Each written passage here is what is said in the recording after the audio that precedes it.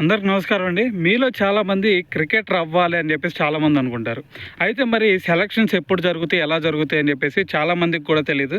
అయితే మరి ఎవరైతే క్రికెట్ స్టార్ట్ చేయాలి అనుకుంటున్నారో సో మరి వాళ్ళ గురించి అయితే మరి సెలక్షన్స్ ఎప్పుడు జరుగుతాయి అనే వాటి గురించి మనం మాట్లాడదాం. దాంతోపాటు మనకి ఎన్ని విధాలుగా మీరు క్రికెటర్ అవ్వచ్చు అనే దాని గురించి కూడా ఈ వీడియోలో అయితే పూర్తిగా మాట్లాడదాం.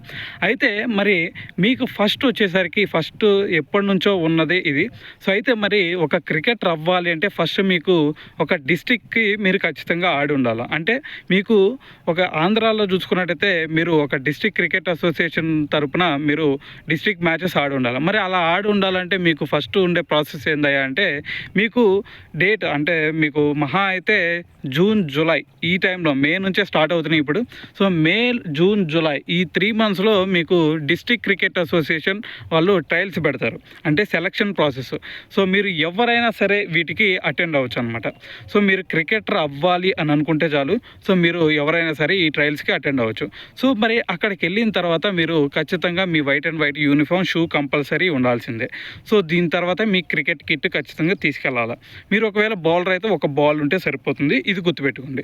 సో మరి అయితే అక్కడికి వెళ్ళిన తర్వాత ఫస్ట్ ప్రాసెస్ ఎలా ఉండిద్ది అన్న అంటే మీరు డిస్ట్రిక్ట్ క్రికెట్ అసోసియేషన్ దగ్గరికి వెళ్ళిన తర్వాత అంటే వాళ్ళ ట్రయల్స్ పెట్టే రోజు మీరు మీ date of birth certificate, Aadhaar card ఈ 2 ఖచ్చితంగా వాళ్ళకి చూపించాలి. ఎందుకంటే ఇక్కడ క్రికెట్లో ఎలా ఉండిద్ది అంటే మీకు ఏజ్ కేటగిరీ బట్టి ఉండిద్ది. అంటే మీరు అండర్ 14 ఏజ్ ఉండిద్ది, అండర్ 16 ఉండిద్ది, అండర్ 19 ఉండిద్ది, అండర్ 23, దాని తర్వాత సీనియర్స్.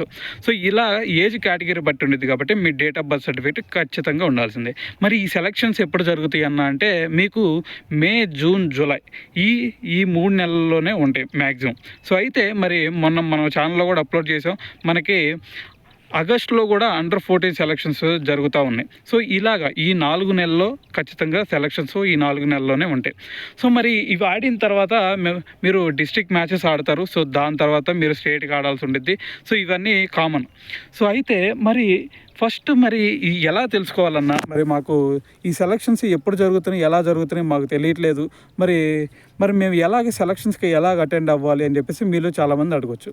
మరి మీ అందరికీ నేను చెప్పేది ఏంటంటే ఎటువంటి డిస్ట్రిక్ట్ మీరు ఏ డిస్ట్రిక్ట్లో ఉన్నా కూడా మీరు ఏ డిస్ట్రిక్ట్ తరపున ఆడాలి అనుకుంటున్నా కూడా మీకు సెలక్షన్స్కి 1 or 2 days ముందు ఆ డిస్ట్రిక్ట్ క్రికెట్ అసోసియేషన్ వాళ్ళు ఏదో ఒక న్యూస్ పేపర్లో వాళ్ళు ఒక న్యూస్ అయితే వదులుతారు. అంటే మేము ఈరోజు ఇక్కడ గ్రౌండ్లో అయితే మేము ఈ గ్రౌండ్లో పలానా గ్రౌండ్లో అయితే మేము సెలక్షన్స్ జరపాలనుకుంటున్నాం. సో ఎవరైతే ఇంట్రెస్ట్ ఉన్నారో వాళ్ళు ఖచ్చితంగా ట్రయల్స్కి అయితే రావచ్చు అని చెప్పేసి వాళ్ళు న్యూస్ పేపర్లు అయితే వదులుతారు. సో దాన్ని చూసి మీరు అటెండ్ అవ్వచ్చు.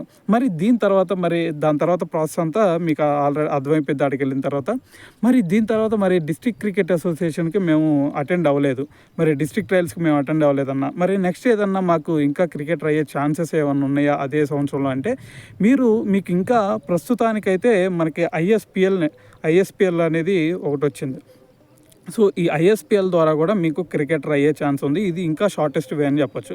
సో దాని తర్వాత IPL net bowler trials. So మీకు ఐఎస్పిఎల్ ఎప్పుడు జరిగిద్ది అన్న అంటే ఈ సంవత్సరం అయితే అక్టోబర్లో జరగబోతుంది, అంటే ట్రయల్స్. దాని తర్వాత జనవరిలో అయితే మ్యాచెస్ జరుగుతాయి. మీరు దీనికి ఆన్లైన్లో రిజిస్ట్రేషన్ చేసుకోవాల్సి ఉండేది.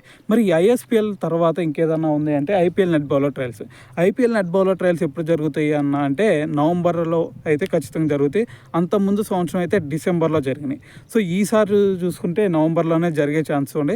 సో దాని తర్వాత ఐపీఎల్ నెట్ బౌలర్స్ ట్రయల్స్ అయిపోయినాయి. వాటికి కూడా మేము అటెండ్ అవ్వలేదన్నా. ఇంకేదన్నా ఉందా అంటే మీకు ఎంఆర్ఎఫ్ పేస్ ఫౌండేషన్ ట్రయల్స్ అని ఉంటాయి. సో అక్కడ ఓన్లీ బౌలర్స్కి మాత్రమే ఛాన్స్ అయితే దొరికిద్ది. So IPL net bowler trials కూడా బౌలర్స్కి మాత్రమే ఛాన్స్ దొరికిద్ది. సో ఇలాగా మీరు జూన్లో ఒకవేళ అటెండ్ అవ్వకపోయినా మళ్ళీ మీరు ఐఎస్పిఎల్కి మీరు అక్టోబర్లో అవ్వచ్చు. దాని తర్వాత నవంబర్లో వచ్చేసరికి ఐపీఎల్ నెట్ బౌలర్ ట్రయల్స్ అవ్వచ్చు. దాని తర్వాత జనవరిలో వచ్చేసరికి మీరు ఎంఆర్ఎఫ్ పేస్ ఫౌండేషన్ ట్రయల్స్కి కూడా మీరు అటెండ్ అవ్వచ్చు. సో ఇలాగా ఎక్కడ సెలెక్ట్ అయినా కూడా మీరు క్రికెటర్ అయ్యే ఛాన్సెస్ ఖచ్చితంగా ఉంటాయి. సో కాబట్టి సంవత్సరానికి నీకు 4 సార్లు ఆపర్చునిటీ దొరుకుతుంది. సో ఈ 4 సార్లు మీరు క్రికెట్కి అయితే సెలక్షన్స్కి అయితే వెళ్ళొచ్చు. ఇవన్నీ ఎలాగ మాకు ఒకవేళ మేము మిస్ అయ్యామంటే ఎలా అన్నా అని నువ్వు అనొచ్చు. సో ఆ అప్డేట్స్ ఇవ్వడానికైతే మన ఛానల్ ఉంది. సో మన ఛానల్ అయితే సబ్స్క్రైబ్ అయితే చేసుకోండి.